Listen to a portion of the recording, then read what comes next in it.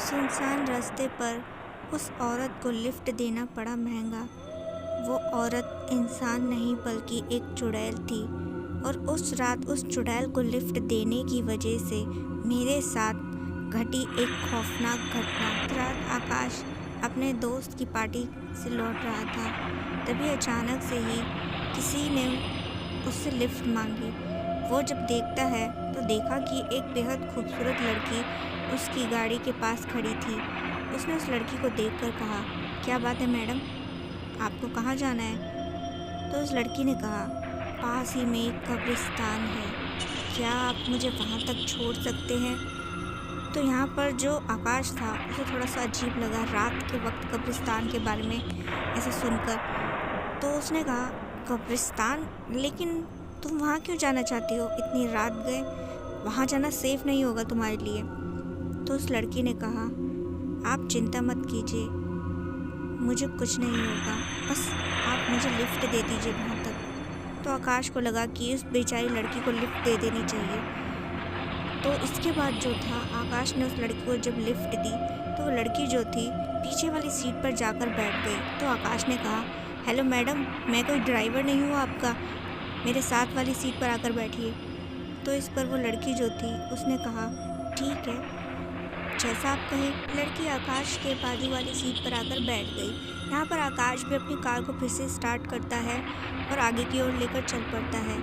आकाश बार बार न जाने क्यों उस लड़की की ओर देख रहा था, लेकिन लड़की जो थी उसका जो ध्यान था वो सिर्फ रास्ते की ओर था। इसी के साथ आकाश ने देखा कि उस लड़की के पास एक काले रंग का बैग है। उस बैग के अंदर न जाने क्या रखा था उसने। तो यहाँ पर आकाश ने उस लड़की से कहा, अरे आपके पास तो बैग भी है, इस बैग में क्या है?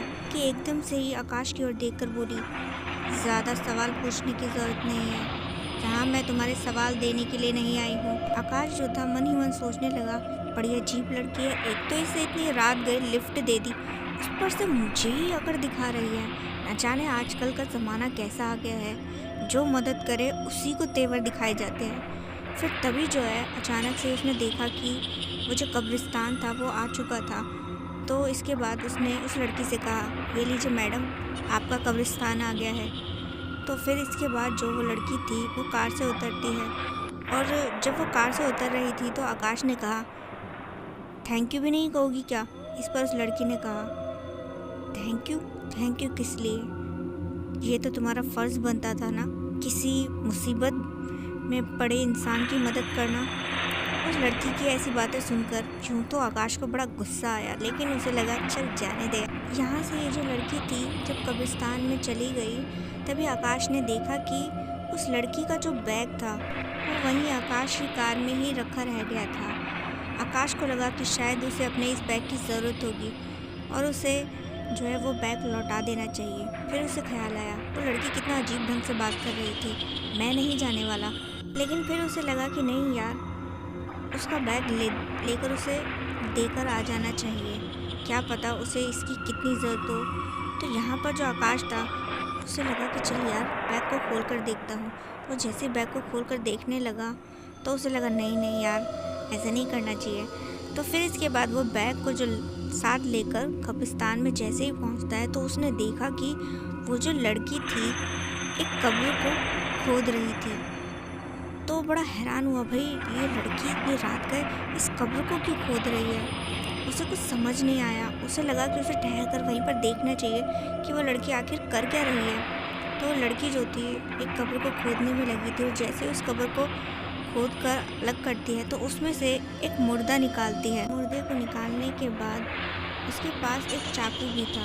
उस चाकू से उस मुर्दे के छोटे छोटे टुकड़े करने लगती है। ये सब देखकर आकाश का अचानक से ही दिल सा दहल गया और उन टुकड़ों को करने के बाद जो था वहाँ पर वो जैसे उसके पास कोई जादुई ताकत हो, उसके ज़रिए वो अचानक से एक बड़ी सी हांडी को प्रकट करती है और उसके नीचे आग जलाकर वो सारा जो भी उस मुर्दे का था वो उसमें डालकर पकाने लगी। इतना कुछ देखने के बाद अचानक से आकाश को उल्टी आने लगी। उसको समझ नहीं आ रहा था कि आखिर ये औरत इंसान है या फिर कुछ और।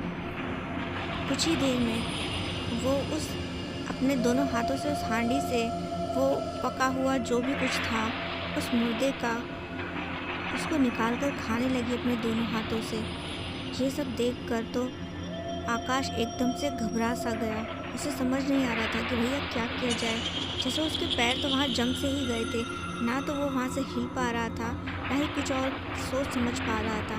तभी अचानक से ही किसी ने उसके कंधे पर पीछे से हाथ रखा और जैसे ही मुड़ा तो उसने देखा कि उसके पीछे एक तांत्रिक खड़ा था। उस तांत्रिक ने एकदम से आकाश को चुप रहने का इशारा किया और उसे अपने साथ वहाँ से लेकर आ गया। तांत्रिक ने कहा, बेवकूफ़ इंसान, इतनी रात गए इस ऐसी भयानक जगह पर क्या कर रहे हो तुम? तो आकाश ने कहा, मैं तो यहाँ पर वो जो लड़की थी उसका सामान लौटाने आया था, पर मुझे क्या पता था कि वो इंसान नहीं बल्कि कोई डायन या चुड़ैल जैसा कुछ है।